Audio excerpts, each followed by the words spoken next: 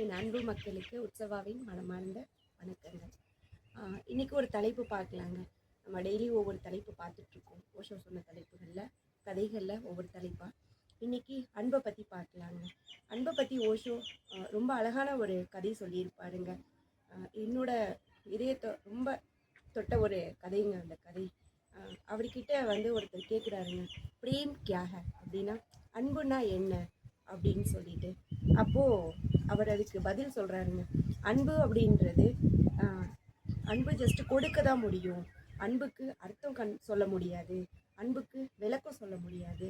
அன்பை ஜஸ்ட்டு உணர மட்டும்தான் முடியும். ஈவன் அதை என்ன சொல்கிறது, உணர வைக்க கூட கஷ்டம்தான், ஆனால் நம்ம உணரணும் அப்படின்னு சொல்லிட்டு அந்த கதையை ஆரம்பிக்கிறாருங்க. இந்த மாதிரி தாங்க ஒரு பெரிய மரம், ஒரு மரம், அப்புறம் ஒரு குழந்தைன்னா சின்ன பையன், ஒரு 5 வயசுக்குள்றேங்க. ஸோ அப்படி இருக்கும்போது இந்த மரம் அந்த குழந்தைய ஒட்டி தாங்க இந்த கதை எல்லாமே இருக்குது. நல்ல பெரிய ஒரு அடர்ந்த ஒரு மரம். அந்த மரத்தில் நிறைய பூக்கள், காய்கள், கனிகள், நிறைய கிளைகளோட உள்ள ஒரு அடர்ந்த மரங்க. அந்த மரத்தில் ஒரு குழந்தை எப்பயுமே அந்த மரத்தோட நிழலில் விளையாண்டுட்டே இருப்பாங்க. ஸோ கீழே உட்காந்து அந்த அந்த நிழலில் உட்காந்து விளையாடுறதுங்க. கொஞ்ச நாள் போக போக நம்ம அந்த மரத்தோட கிளைகளை ஏறி இப்படி பிடிச்சி தொங்குவோம் இல்லையா? ஸோ அந்த மாதிரி தொங்குறதுக்கு கை தூக்கும் போது மரம் எட்டாதுங்க, அந்த கிளை எட்டாதுங்க. அப்போது அந்த மரம் என்ன செய்யும்னா, அவனோட அதை அந்த பரவசத்தை பார்த்துட்டு, அந்த அன்பை பார்த்துட்டு மரமே அதை குனிஞ்சு கொடுக்குங்க, அந்த கிளைக்கு குனிஞ்சு கொடுக்குங்க. ஸோ அப்போது அவன் பிடிக்க முடியாமல் பிடிச்சு தொங்கிட்டு போயிட்டு இருப்பானாங்க. இப்படியே அவன் அந்த மரத்து கூட விளையாடும் போதெல்லாம் மரத்துக்கு பயங்கர ஆனந்தமாங்க. இப்படியே போயிட்டுருக்கு. 5 வயசுக்கு அப்புறம் அவன் ஸ்கூல் போக ஆரம்பிச்சிருந்தாங்க. ஸோ ஸ்கூல் போக ஆரம்பிக்கும் போது இந்த மரத்து கூட எப்பயும் விளையாண்ட மாதிரி அந்த மாதிரி டெய்லி அவனால் விளையாட முடியலையாங்க. அந்த மரம் ரொம்ப சோகமாகவே இருக்குமாங்க. எப்போ அவன் வருவான், இந்த குழந்தை வரும்னே ஏக்கத்திலே இருந்துட்டு இருக்குமாங்க. ஸோ அப்படி இருக்கும்போது அவன் எப்போ முடியுதோ அப்போ தாங்க ஈவினிங் விளையாடுவாங்க. அப்போது அந்த மரம் அவன் எப்போல்லாம் வருவானோ அப்போ மட்டும் அது பயங்கர சந்தோஷமாகிடுவாங்க. அப்படி இருக்கும்போது இப்படியே போயிட்டுருக்குங்க. அந்த மரத்தோட பூவை பிச்சு என்ன பண்ணுவான், தலையில் கிரீடம் மாதிரி சுற்றி கட்டிக்கிட்டு, நான் காட்டுக்கு ராஜா அப்படின்லாம் சின்ன வயசில் விளையாடுவோம் இல்லையா? அந்த மாதிரிலாம் விளையாடும் போது அந்த மரம் அந்த குழந்தைய பார்த்து அவ்வளோ ரசிக்குமாங்க. ஸோ அவ்வளோ சந்தோஷப்படுமாங்க.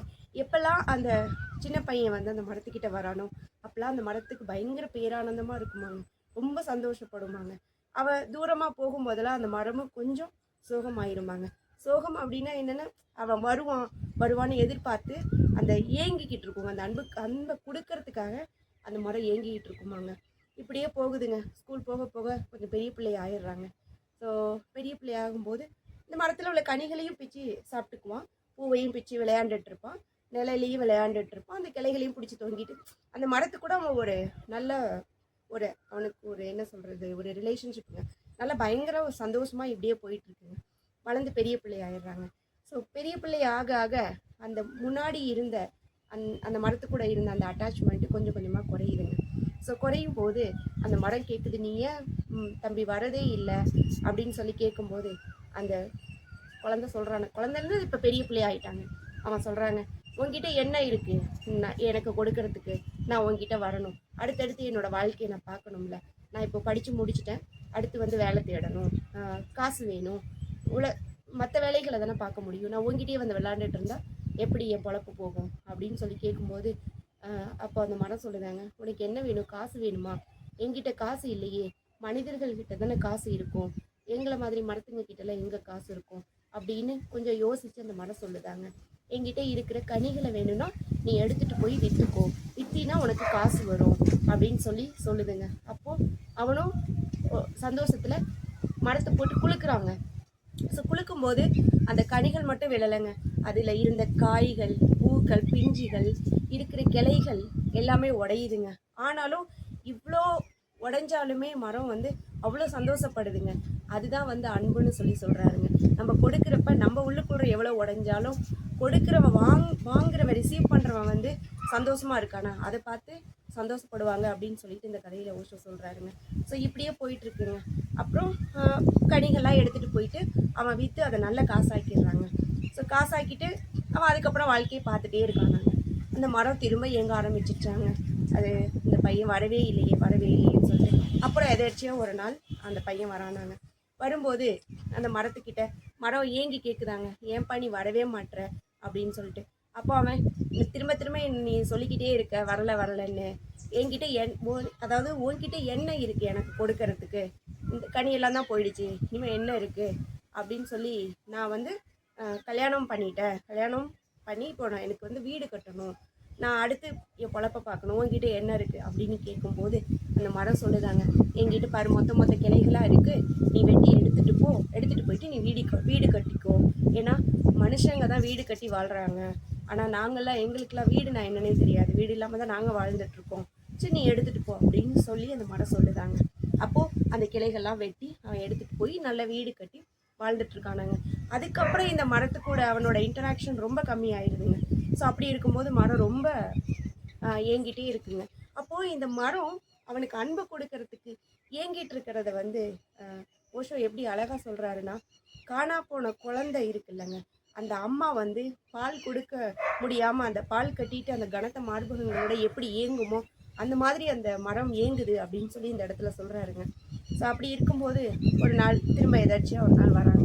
அப்போவும் அதே கேள்வி மரம் கேட்குது, அதே பதில் அவன் சொல்கிறான். நான் வந்து இப்போது வெளியில் போகணும், நிறைய சம்பாதிக்கணும், நான் வந்து என்ன சொல்கிறது வெளிநாட்டுக்கு போகணும். அப்போல்லாம் வெளிநாட்டுக்கு போகிறதுக்கு கப்பல் மூலமாக தானேங்க போவாங்க. ஸோ அந்த மாதிரி போகும்போது எனக்கு ஒரு படகு வேணும் அப்படிங்கும்போது அது எல்லாத்தையுமே கனிகள் பூக்கள் கிளைகள் எல்லாத்தையும் இழந்துட்டு பாதி மரமாக தாங்க நிற்கும். அப்போ சொல்லுவாங்க, இந்த அடிமரம் இருக்குது, நீ அதை வெட்டி எடுத்துகிட்டு போயிட்டு படகு செஞ்சுக்கோ, படகு செஞ்சு நீ போ, ஆனால் நீ நல்லா சம்பாதிச்சுட்டு பண்ணிவிட்டு திரும்ப என்னை வந்து பார்க்கவா, நான் உனக்காக காத்திருப்பேன் அப்படின்னு சொல்லுதாங்க அந்த மரம். சரின்னு இவனும் அடிமரத்தையும் வெட்டி எடுத்துகிட்டு படகு செஞ்சு வெளிநாட்டுக்கு போயிட்டானாங்க. ஸோ அவன் திரும்ப வரவே இல்லையாங்க. அந்த மரம் ரொம்ப அதாவது அது வந்து உயிரை அவனை பார்க்கறதுக்காக மட்டும்தாங்க வச்சுட்டே இருக்கு, அடியில் எல்லாத்தையும் வெட்டி எடுத்துட்டானாங்க. ஸோ அப்போ அந்த அடி மரம் வந்து போகிறவங்க வரவங்கள்ட்டெல்லாம் இந்த மாதிரி இந்த பிள்ளையை பார்த்தீங்களா, அவன் என்னாச்சுன்னு தெரில, படகு செய்யணும்னு சொன்னான், படகு செஞ்சு எடுத்துகிட்டு போனான், அவன் உயிரோட இருக்கானா இல்லை அதாவது மூழ்கி செத்துக்கிட்டு போயிட்டானா நல்லா இருக்கானா அப்படின்ற ஒரே அதுக்கு ஒரு பக்கம் அந்த அன்போட இன்னொரு பக்கம் என்ன செய்யறதுன்னே அந்த மரத்துக்கு தெரியலாங்க. அவனை பார்க்கறதுக்கு அப்படி உயிரை கையில் பிடிச்சிட்டு அப்படி இருந்துட்டு இருந்துச்சாங்க. இப்படின்னு சொல்லி இந்த கதையை வந்து ஓஷோ முடிக்கிறாருங்க. ஸோ இப்போ என்னன்னா இந்த மாதிரி தாங்க அன்பு அப்படின்றது வந்து ஜஸ்ட் இந்த கதையிலேருந்து உங்களுக்கு புரியும்னு நான் நம்புகிறேன். அன்புன்றது எதையுமே எதிர்பாராமல் பதிலுக்கு எனக்கு இது வேணும்னு நீ இதை கொடுத்தாதான் நான் அன்பு கொடுக்க முடியும், இல்லை நான் இந்த அன்பு உனக்கு கொடுக்குறேன், நீ எனக்கு அது ரிட்டர்ன் கொடுக்கணும் அப்படின்னு இருக்கிற வந்து அன்பு லவ், அது லவ் இல்லை அப்படின்னு சொல்லி இந்த கதை மூலமாக ஓஷோ வந்து உணர வைக்கிறாருங்க. இந்த கதை உங்களுக்கு ரொம்ப பிடிக்கும்னு நம்புகிறேன். நன்றி.